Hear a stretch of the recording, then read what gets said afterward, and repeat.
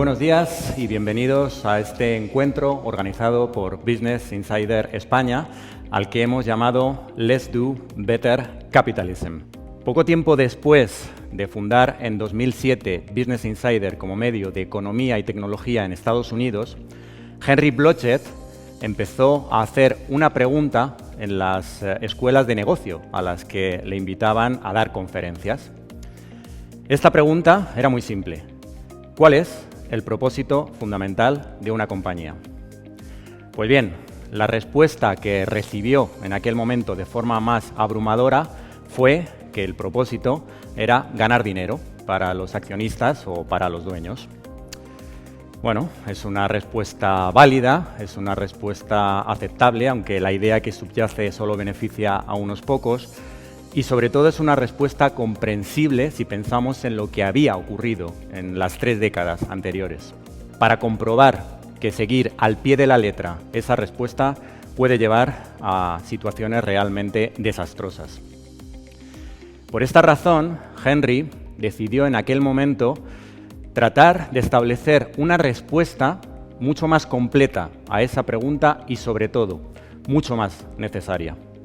Y esa respuesta fue la siguiente. El propósito fundamental de las compañías debe ser generar valor, y atentos que estoy diciendo valor, que no dinero, a los accionistas y también a los empleados, a los clientes y usuarios y a la sociedad en general. Y es entonces cuando Henry decidió establecer un nombre que de alguna manera definiera de forma mucho más apropiada esa idea que él estaba proponiendo. Y entonces es cuando surgió Better Capitalism y lo convirtió en la iniciativa fundamental de Business Insider y diría que en nuestro propósito y en nuestra ideología. Better Capitalism significa hacer un mejor capitalismo. Y por eso hoy, después de 4 años y medio casi desde que lanzamos Business Insider en España, estamos realmente encantados de celebrar este primer encuentro alrededor de esta iniciativa y por eso agradecemos de corazón a todos nuestros invitados de hoy y a la colaboración de Ecolet a que nos hayan ayudado a ponerlo en marcha.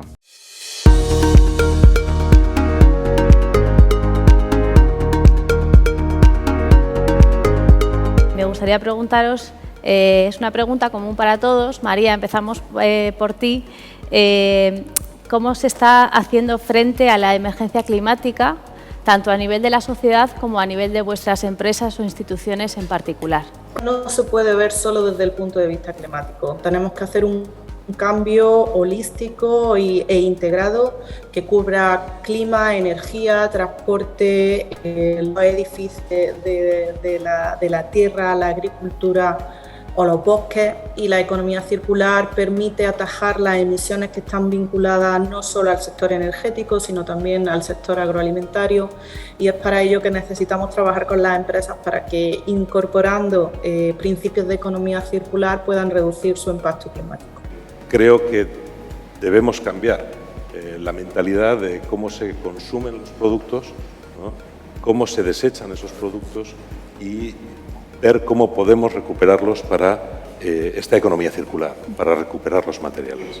Lo que estamos viendo es que la transición ecológica no está al ritmo que el IPCC o que las necesidades de la emergencia tienen, sino está al ritmo que el no deterioro de los activos en balances de muchas compañías quieren anteponer a la necesidad de sus propios grupos de interés. Yo creo que este es un punto tremendamente importante y las compañías, las empresas, los que trabajamos en este sector, tenemos que ser conscientes que tan importante es la idea, los objetivos como el ritmo de conseguirlo.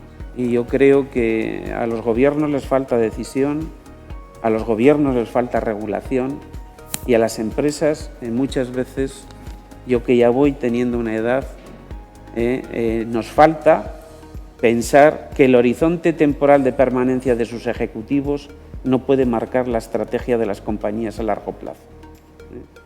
Recientemente leía un libro que me pareció fantástico que decía nuestro objetivo tenemos que ser buenos antepasados.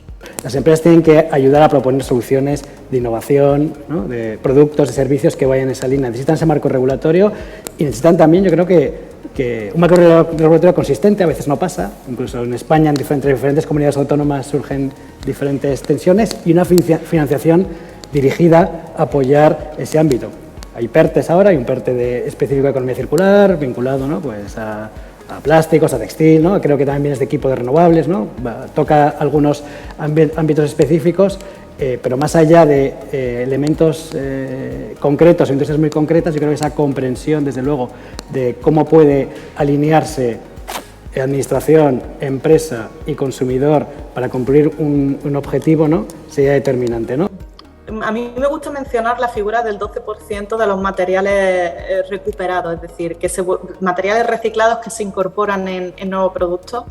Es una cifra baja, quiere decir que hay potencial para seguir trabajando por un lado con los recicladores para que produzcan un material reciclado de calidad, y por otro lado con los productores finales para que incorporen este producto en el producto final. También trabajar con los consumidores para que se vayan estigmas contra el material reciclado o que identifiquen los productos que lo contengan. Creo que tenemos que ser conscientes que tenemos una oportunidad magnífica, porque este país, los únicos recursos energéticos que tenemos son renovables. Ser hub de gas no es un recurso energético, es una intermediación chapucera de un futuro que veremos qué es lo que pasa. Y si no peleamos por lo único que tenemos, que lo tenemos y en cantidad, estamos perdiendo la oportunidad del siglo. Yo creo que también que a la industria hay que darle tiempo suficiente para adaptarse a todos estos cambios que son necesarios. Este cambio necesita un cambio de mentalidad del consumidor, en primer lugar. Ya no solo en la forma de consumir, que tenemos que pensar de una forma diferente para consumir, sino en qué queremos hacer cuando un producto ya no nos sirve. Y para eso el consumidor tiene que tener las ideas muy claras. Y transmitirle eso al consumidor es complicado, es muy difícil. Yo creo que el objetivo sería dar mensajes muy cortos y muy claros, y de pocos en pocos.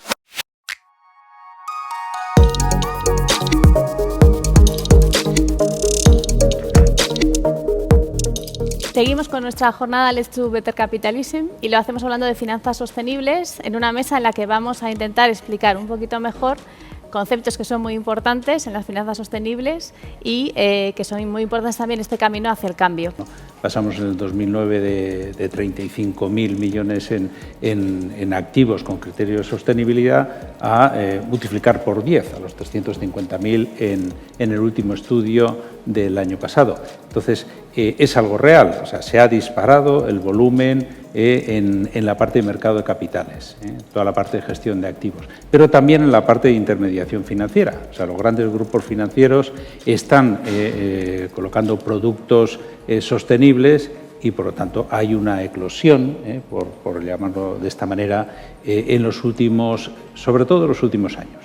Porque lo que nosotros desde la asociación hemos visto es que muchas empresas se alinean, ¿no?, o dicen nosotros estamos alineados con estos objetivos de los ODS, como si fuesen cosas sueltas, estancas, pero realmente no, los ODS no son parcelas estancas, ¿no?, sino que se tiene que hacer de una forma estandarizada y coherente.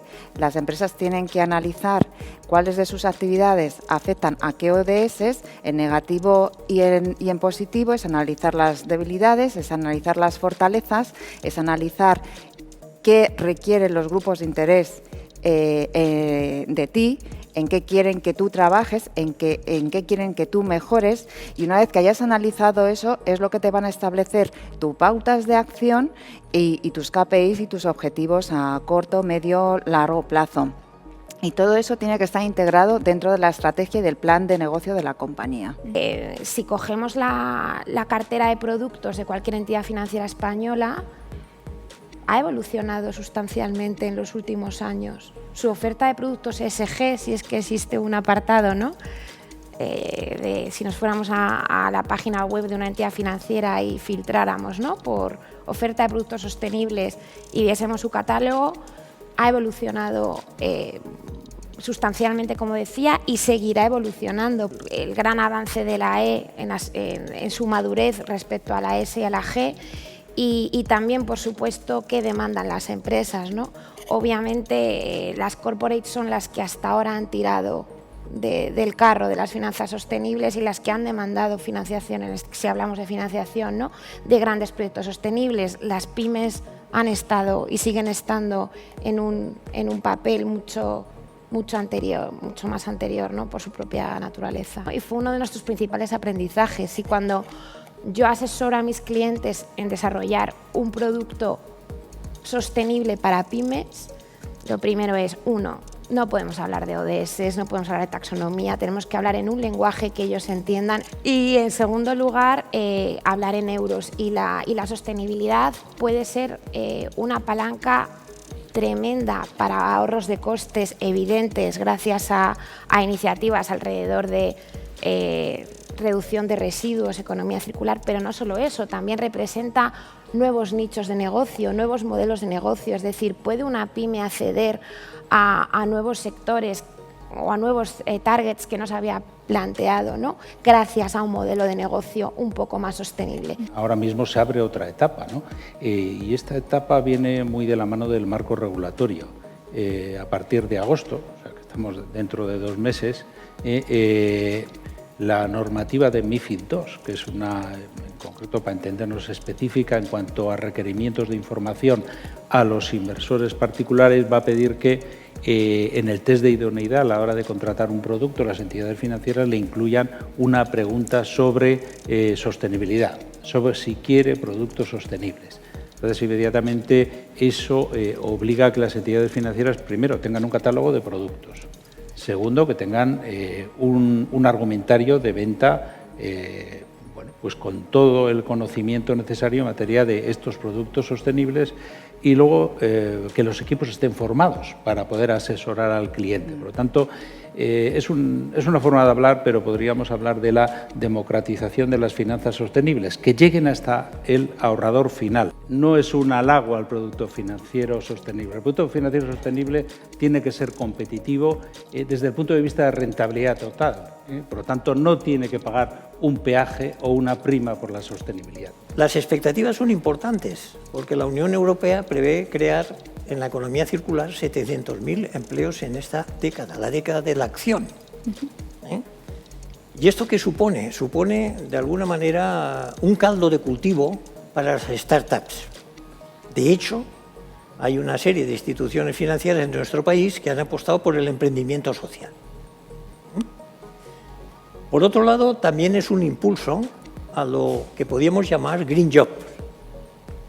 Y en tercer lugar, los profesionales, a mi entender, de lo que es la actividad de la transición sostenible, se convierten en catalizadores.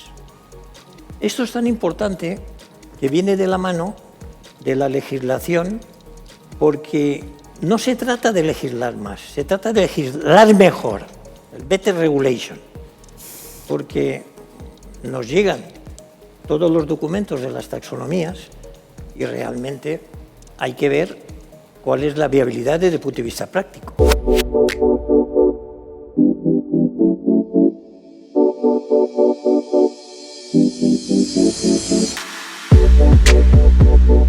Vamos a continuar con el que ya va a ser nuestro último bloque, el tercer bloque, en el que vamos a hablar de algo que a mí me encanta, que me apasiona, que es la cultura empresarial. Pero ¿sabéis cuál es la tendencia actual dentro de nuestro sector? La tendencia actual es precisamente el reconocimiento de aquellas organizaciones que están trabajando en valores. Esa es la necesidad y esa es ahora mismo en lo que más organizaciones están trabajando, en demostrar ante el reto que tiene la sociedad de ser mejor, precisamente, cómo se están implicando en la consecución de una serie de objetivos que están muy relacionados con valores que ahora mismo todos tenemos en mente: sostenibilidad ambiental, sostenibilidad social, buen gobierno corporativo. Algo que hacemos en N26, os diría dos vertientes sobre diversidad que creo que son muy útiles y muy aterrizadas. En primer lugar, tenemos grupos internos de trabajo. Hay uno de los grupos que lidero que se llama Women Plus, que al final trata en 4 pilares diferentes. Awareness, en primer lugar. O sea, al final, reducir el sesgo, ya sea por género, por edad, por procedencia, reducir sesgos. Advocacy. Apoyo entre mujeres. Creo, hay una gran frase que siempre digo, que es que no puedes ser lo que no puedes ver. Las compañías necesitan tener referentes para que las personas jóvenes, para que las mujeres jóvenes tengan dónde mirar. Si no tienen dónde mirar, es mucho más difícil realizar ese path, ¿no? ese camino, ese itinerario. Network, importantísimo. Creo que en general, no quiero generalizar, pero las mujeres tenemos un camino por hacer en todo lo que tiene que ver con network, y es algo que nosotros fomentamos mucho internamente en N26. Y educación. Ser conscientes y hacer trainings internos a nuestros empleados para que lo que hablábamos sobre diversidad e inclusión y equidad esté presente en el día a día de todos los empleados. Yo es que creo que hoy por hoy la empresa competitiva del futuro es una empresa que tiene que apostar por esa transformación y por integrar la sostenibilidad como ventaja competitiva.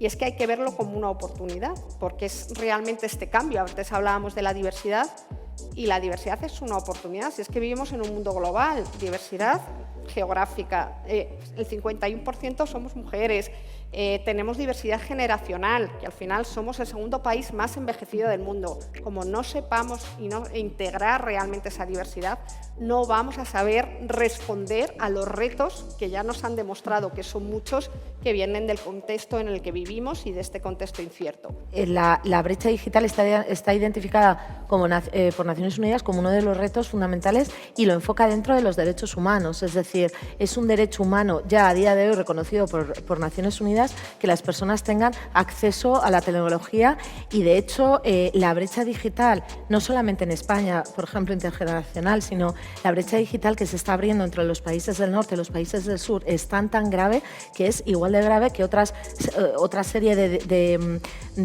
desigualdades más clásicas, si se me permite. Esto afecta a la educación, al acceso a la educación, al acceso a la información. Claramente las empresas tienen que apostar primero por ser y luego por parecer, que a mí me parece que también hay que comunicar, porque lo que hablábamos antes, hay esa sensibilidad, ¿no? Pero no puedes comunicar si no eres, porque entonces ahí llegamos al greenwashing. En esa línea lo que hay que hacer es que esto no sea algo opcional, optativo o que esté en un estanco en tu organización. Es que si lo integras en tu estrategia y todas las áreas de negocio saben lo que significa este propósito para ellos y cuál es su misión, que también se ha dicho antes, yo creo que te puedes evitar muchos problemas en el futuro del greenwashing. Desde fuera, lo que tenemos que huir es de las compañías que todo lo hacen bien, el que te diga que todo lo hace bien en todos los pilares, no es maravilloso en la E, en la S, en la G, no tiene ningún error. Claramente hay algo que no está... Hay algo que no huele bien, ¿no? Y el que dice que lo hace solo también. Yo creo que hay que poner en valor las alianzas también, ¿no? Y aquí, si no trabajas con AENOR, con la Fundación Ceres, con el Pacto Mundial, con Forética, que estuvo antes, realmente... no estás transitando el camino correcto. Las generaciones venideras, tanto la generación Z como los millennials, o los millennials entre los que me encuentro, ya tienen un sentido del propósito innato a ellos, ¿no? Entonces ya no cuela esos washing de colores, porque yo te diría que las generaciones más jóvenes saben perfectamente y leen ese alma de las compañías de la que hablábamos antes, ¿no? Así que yo te diría que ya no cuela el relato vacío.